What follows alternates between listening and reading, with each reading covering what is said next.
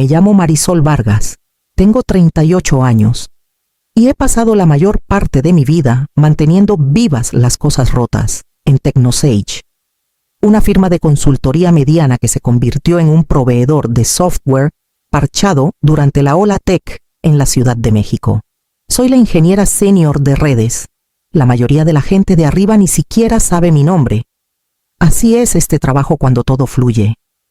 Eres invisible cuando falla. De repente eres la única persona que recuerdan que existe. Me siento en el sótano literalmente. Nuestra oficina solía ser un almacén y todavía se siente así: techos bajos, pisos de concreto, luces fluorescentes parpadeantes que zumban como mosquitos atrapados en un vaso. El aire acondicionado jadea con cada ciclo. Contra las paredes, los racks de servidores antiguos ronronean y traquetean, como si murmuraran secretos en binario. Huele a polvo y plástico quemado, un aroma que se me pega a la ropa mucho después de irme. El equipo a mi alrededor es pequeño, pero agudo a su manera. Mateo, recién salido de un bootcamp de programación, aún lleva ese brillo de optimismo que 2 años de realidad corporativa no han apagado del todo. Es ansioso, curioso y siempre persiguiendo soluciones más rápido de lo que su experiencia permite. Camila, nuestra administradora de bases de datos, es lo opuesto: 8 años. Aquí le han dado esa mirada perdida de quien ha sobrevivido a demasiadas migraciones a medianoche. Habla en SQL como si fuera su lengua materna y de alguna forma saca milagros de máquinas que deberían estar en un museo. Luego está Emilio, el especialista en seguridad que dejó el gobierno por este manicomio y aún no se acostumbra al apetito por el riesgo del sector privado. Cada semana advierte de amenazas que no podemos ignorar y cada semana la gerencia las ignora de todos modos. Juntos, somos la columna vertebral silenciosa de una empresa construida sobre mantenimiento pospuesto y soluciones con cinta adhesiva. Arriba hablan de flujos de ingresos y posicionamiento en el mercado. Abajo, nosotros mantenemos la sangre circulando por servidores que deberían haberse jubilado en la era de Fox.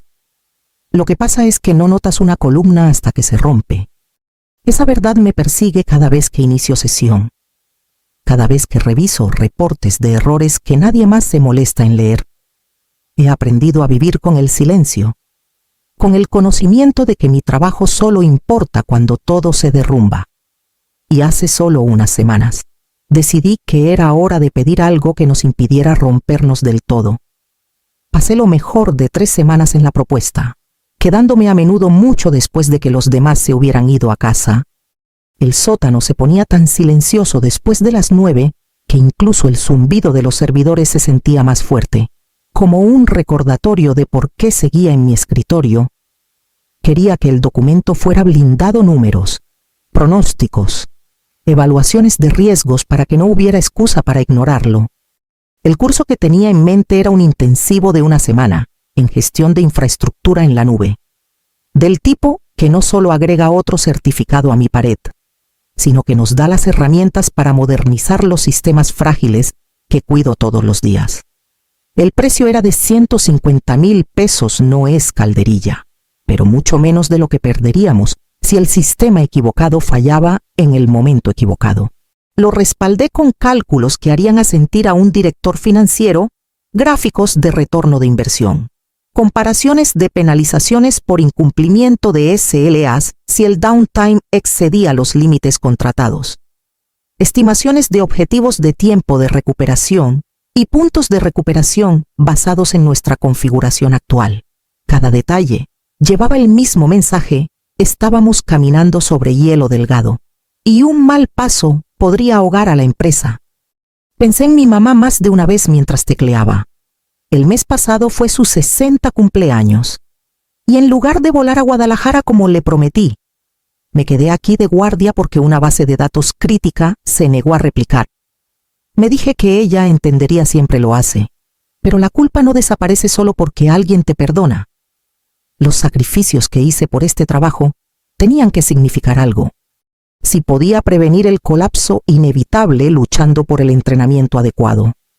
Tal vez los cumpleaños perdidos y los fines de semana cancelados se sentirían menos como tiempo perdido. Pulí la propuesta hasta que el lenguaje cortara como navaja en cualquier niebla de sala de juntas. Sin metáforas grandiosas, sin súplicas floridas, solo números limpios, tablas de riesgos y un cronograma que mostraba exactamente cómo esta inversión única protegería millones en ingresos. Por una vez, me permití imaginar a Héctor, nuestro director, leyéndola y dándose cuenta de que me había subestimado. Guardé el archivo, imprimí 2 copias y deslizó una en el sobre interno marcado para su escritorio arriba. Al sellarlo, me permití un momento de esperanza callada de que esta vez alguien vería la tormenta venir antes de que golpeara. 2 semanas después de enviar la propuesta, la asistente de Héctor me mandó una invitación al calendario. 15 minutos, su oficina, discusión de presupuesto. Subí del sótano, pasando las fluorescentes zumbantes, aferrando mi copia de la solicitud como una estudiante esperando una calificación aprobatoria. La oficina de Héctor era todo lo que el sótano no era. Ventanas del piso al techo con vista al estacionamiento, alfombra tan mullida que mis zapatos se hundían, y un escritorio tan pulido que reflejaba las luces de arriba. Las paredes eran una galería de mediocridad, disfrazada de logros certificados enmarcados de programas de MBA de fin de semana, seminarios de liderazgo con títulos como Sinergizando el Capital Humano, y pósters motivacionales que nadie en su sano juicio creía. Uno mostraba a un escalador solitario bajo las palabras persistencia, el trabajo duro que haces después de cansarte del trabajo duro que ya hiciste. La ironía me habría hecho reír si no estuviera sentada frente al hombre que controlaba nuestro presupuesto. No levantó la vista cuando entré. Solo flicked los ojos hacia la silla mientras scrolleaba en su teléfono. Después de unos segundos, lo dejó y juntó los dedos como si fuera a impartir sabiduría divina. Marisol, sobre tu solicitud de entrenamiento, empezó, con tono corporativo solemne. No es crítico para la misión. Las palabras cayeron más pesadas de lo que esperaba. Se recostó, con una esmirca tirando de su boca, como si hubiera resuelto un rompecabezas que nadie más podía. Los presupuestos están apretados este trimestre. Necesitamos enfocarnos solo en lo esencial. Había pasado noches cuantificando esos esenciales, traduciendo riesgos en números que incluso un contador respetaría. Mi garganta se apretó, pero forcé mi voz firme. Esta certificación reduce directamente nuestra exposición al downtime. Sin ella, nuestros RTO y RPO se deslizarán. Levantó una mano cortándome a mitad de frase. Eres lista. Lo resolverás. Para eso te pagamos. Presioné las palmas contra mis rodillas bajo el escritorio para que no temblaran. Explicar más sería como enseñar álgebra a una pared de ladrillos. Así que tragué el calor subiendo en mi pecho y solo asentí. Entendido. Anotaré esta conversación en mis archivos. Algo cruzó su cara precaución. Incluso Héctor sabía el poder de un rastro de papel. Salí de su oficina sin otra palabra. De vuelta al sótano, ya redactando la primera línea de mi nuevo registro de incidentes. Si no me daban las herramientas para prevenir el desastre, al menos me aseguraría de que el registro mostrara exactamente quién había elegido ese camino. Las semanas después de esa reunión se sintieron como caminar sobre hielo que se agrieta un poco más cada día. Nuestros sistemas siempre habían sido temperamentales, pero ahora las señales de alerta eran imposibles de ignorar. Fugas de memoria aparecían en los logs como moretones tercos que no se desvanecen. Conexiones caían sin aviso, solo para volver como si nada, dejándonos cuestionando nuestra cordura. Las copias de seguridad nocturnas fallaban lo suficiente como para que dejara de confiar en ellas. Cuando revisaba los logs, los errores me miraban como un reloj contando hacia algo inevitable. Camila lo dijo mejor una tarde mientras mirábamos una base de datos que se negaba a replicar. Es como cuidar a un paciente terminal, murmuró, frotándose las sienes. Sigues cambiando el suero, pero sabes que solo estás ganando tiempo. Sus palabras colgaban en la luz fluorescente, y por una vez, ninguno discutió. Emilio fue más duro. Esto es suicidio de seguridad, soltó durante una de nuestras revisiones nocturnas. Recortas esquinas lo suficiente. Y no será solo downtime, estaremos invitando un ataque. Su frustración era cruda. Pero, ¿qué podíamos hacer? Las advertencias subían y arriba desaparecían. Mateo aún intentaba aferrarse al optimismo, sugiriendo fixes rápidos que había leído en foros tech. Pero incluso su energía se estaba agotando. Lo pillé una noche mirando los logs de errores con la expresión vacía de alguien dándose cuenta de que el entusiasmo no es armadura contra la realidad. Para mí, la inevitabilidad se instaló profundo en el pecho. Cada alerta parpadeante, cada copia incompleta se sentía como otro monitor apagándose en cámara lenta. Sabía que la historia ya se estaba escribiendo, solo no había llegado a su capítulo final. Así que escribí mi propia versión. Cada noche actualizaba mis logs, capas de cronogramas, reportes de errores y notas de incidentes con la precisión de un archivista. Quería un registro que ningún ejecutivo pudiera desestimar. Un rastro tan claro que sobreviviera incluso al post-mortem más brutal. Guardé copias en drives locales, cuentas en la nube. Incluso imprimí algunas para guardar en mi escritorio. Si el fracaso venía y ya no lo dudaba, me negaba a dejar que la narrativa se torciera después, cuando explotara. Quería que la historia mostrara exactamente quién había elegido ahorrar centavos mientras las bases se agrietaban debajo de nosotros. Era martes por la mañana, justo después del tercer café, cuando todas las pantallas frente a mí explotaron en rojo. Los dashboards de monitoreo gritaban como sirenas, alertas rodando tan rápido que se difuminaban. La base de datos se fue, portales inalcanzables, comunicaciones internas oscuras.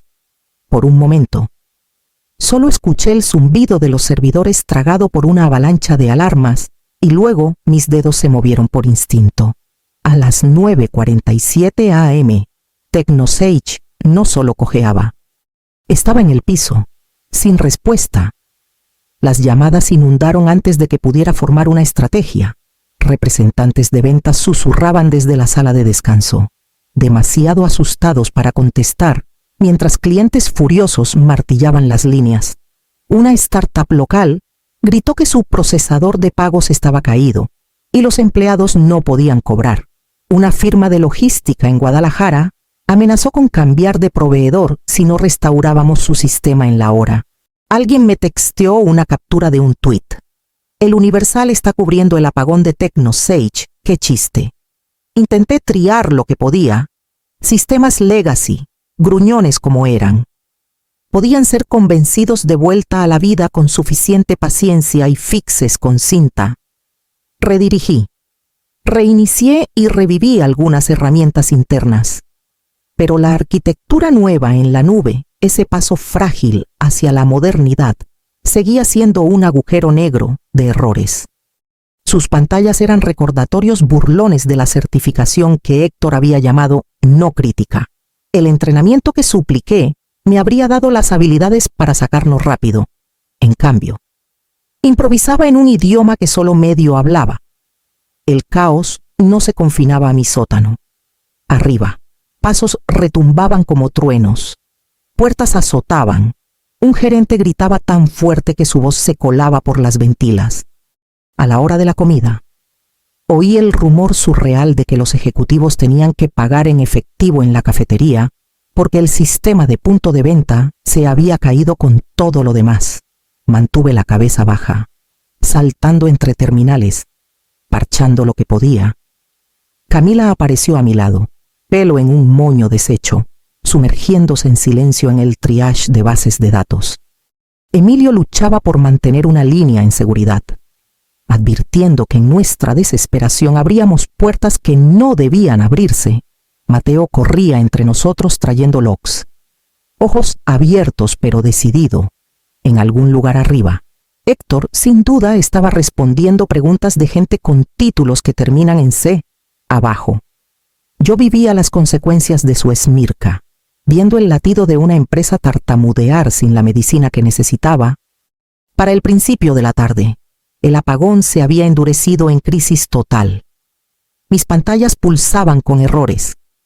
Camila murmuraba comandos SQL a medias como oraciones, y las zapatillas de Mateo chirriaban contra el concreto mientras corría entre escritorios. El sótano se sentía como la sala de control de un barco hundiéndose frenético. Aire espeso con sudor y plástico quemado. Fue entonces cuando la puerta se azotó abierta. Héctor irrumpió. Corbata floja, cara enrojecida como un mal quemado por el sol. El aire parecía contraerse con él. Su pánico tan crudo que radiaba, «Marisol», ladró, su voz cortando el zumbido de los servidores. «¿Por qué no está arreglado todavía? ¿Te das cuenta de cuánto dinero perdemos cada hora?» No levanté la vista de inmediato. Mis dedos tecleaban comandos, ganándome un momento. Finalmente, giré en mi silla y lo miré a los ojos. Detrás de él, Emilio se recostaba casual en la puerta, brazos cruzados, y unos cuantos más se habían acercado al pasillo, atraídos por el ruido. «Estoy haciendo todo lo posible con las herramientas disponibles», dije pareja, gesticulando hacia la pared de alertas rojas. «Eso no es suficiente», soltó Héctor, voz quebrándose. «Este es tu trabajo». Abrí un hilo de emails en mi pantalla central, agrandando la fuente para que el asunto fuera imposible de ignorar. Solicitud de entrenamiento certificación en infraestructura nube. El timestamp brillaba como una bengala. «Esto», dije, tono calmado, casi clínico, «es exactamente el escenario que delineé aquí. La certificación que pedí nos habría dado el conocimiento para restaurar los sistemas en la nube rápido. Tú la negaste». Héctor se congeló. La sangre drenó de su cara mientras se acercaba, ojos saltando al mensaje en la pantalla. El silencio se estiró, roto solo por los ventiladores zumbando en los racks en el pasillo. Capté la inhalación aguda de Camila. Mateo susurrando algo bajito. Su boca se abrió y cerró una, dos veces, como un pez jadeando en el muelle. Tú deberías poder manejarlo sin entrenamiento», pregunté, voz aún firme. «Esa fue tu decisión, y ahora estamos aquí». No alcé la voz. No necesitaba. El rastro de papel hablaba más fuerte que cualquier grito. Héctor miró alrededor, de repente consciente del personal mirando, del peso de su propia decisión aplastándolo. Por primera vez desde que lo conocía, la esmirca se había ido. El apagón se estiró, tragando la tarde y sangrando directo a la noche. El sótano se convirtió en una sala de guerra iluminada solo por el brillo de nuestros monitores. Cada vez que pensaba que habíamos estabilizado algo, otra crisis arañaba la superficie. El primer golpe a las 4 nuestras copias de seguridad. El punto de restauración más reciente estaba corrupto. Errores de checksum riddling cada intento. Las manos de Camila temblaban mientras tecleaba, murmurando que lo había visto antes, años atrás, pero nunca tan malo. A las 6, el clúster de failover en el que intentamos apoyarnos se negó a arrancar. La licencia expirada meses antes cuando compras decidió que la renovación era no esencial. A las 8, Mateo casi se quebra. Tomó una llamada de un cliente de logística en Guadalajara que gritó sobre entregas perdidas y amenazó con demanda. Su cara palideció y me pasó el teléfono. Calmé al cliente lo mejor que pude, pero la verdad era que no teníamos timeline. A las 10, Emilio irrumpió de una reunión de emergencia arriba. Quieren que desactive protocolos de autenticación para que los clientes accedan a lo que queda. Soltó, azotando su cuaderno en el escritorio.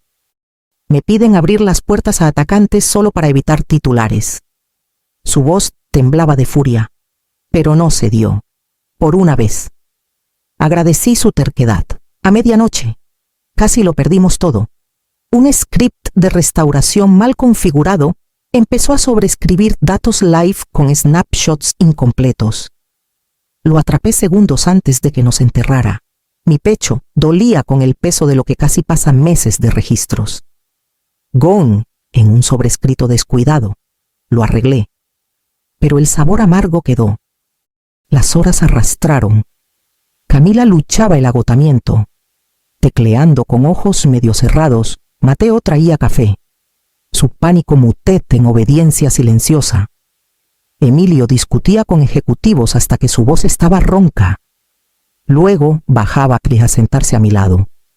Hombros pesados, a través de todo. Seguí tecleando, parchando, convenciendo, rezando. Podía parchar, sí. Podía mantener el corazón latiendo con manos temblorosas y pura voluntad. Pero no podía curar la enfermedad, no sin el entrenamiento que habían tachado de no crítico.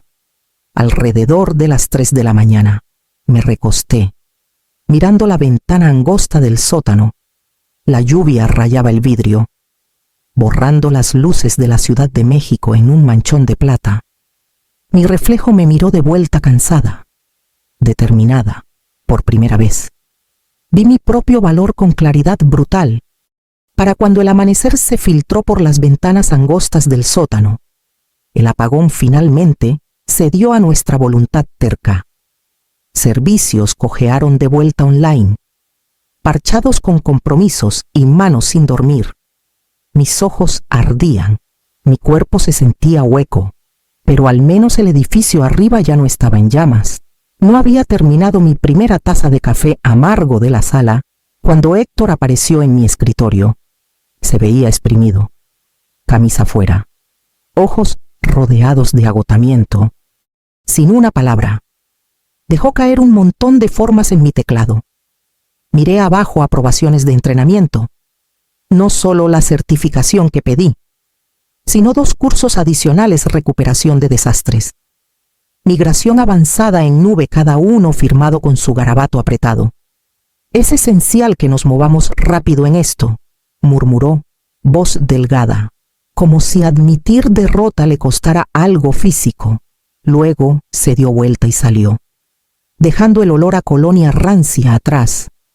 Miré las formas, mi pecho apretándose con algo que no era victoria. La ironía cortaba más que cualquier insulto. Hace 2 días. Mi solicitud había sido desechada con una esmirca. Ahora, después de 18 horas de caos y millones quemados en downtime. De repente el mismo entrenamiento no solo estaba aprobado, era obligatorio. No crítico el martes, esencial el jueves, más tarde esa tarde. RH me llamó arriba. La mujer detrás del escritorio sonrió demasiado brillante.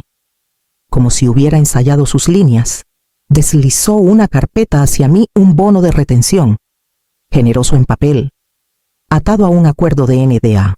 El mensaje era claro: quédate callada sobre el desastre. Toma el dinero. Finge que la confianza no se había hecho pedazos. Cerré la carpeta sin tocarla. No, dije suave, no enojada, solo terminada. Su sonrisa flaqueó, pero no insistió. Solo recogió los papeles y me agradeció por mi tiempo. De vuelta en mi escritorio, firmé las aprobaciones de entrenamiento con mano firme. Luego, sin ceremonia, abrí una nueva pestaña en mi navegador y actualicé mi currículum. Guardé el archivo bajo un nombre que nadie notaría y metí mi USB de vuelta en el bolsillo. La empresa finalmente había realizado el valor de mi expertise. Pero me habían enseñado algo. También reconocimiento que viene solo después de la catástrofe, no vale la pena aferrarse. 3 meses después, ya no entraba a un sótano dim con servidores fallando. En cambio, pasaba mi badge por las puertas de vidrio de una startup pequeña en el centro de la Ciudad de México, donde la luz del sol entraba por ventanas amplias y pizarras blancas estaban llenas de preguntas en lugar de excusas. La compañía no era grande, pero tenía algo que TechnoSage nunca tuvo: liderazgo que creía que la gente valía invertir. Mi nueva jefa, Juliana, era el tipo de líder que casi había olvidado que existía. Leía cada propuesta con cuidado, hacía preguntas que probaban que entendía las apuestas y trataba el entrenamiento como base en lugar de lujo. cuando pedí un curso avanzado en infraestructura nube. No esmirqueó. Me preguntó cómo planeaba compartir lo aprendido con el resto del equipo. Por primera vez en años, sentí que mi voz llevaba adelante en lugar de desaparecer en el vacío.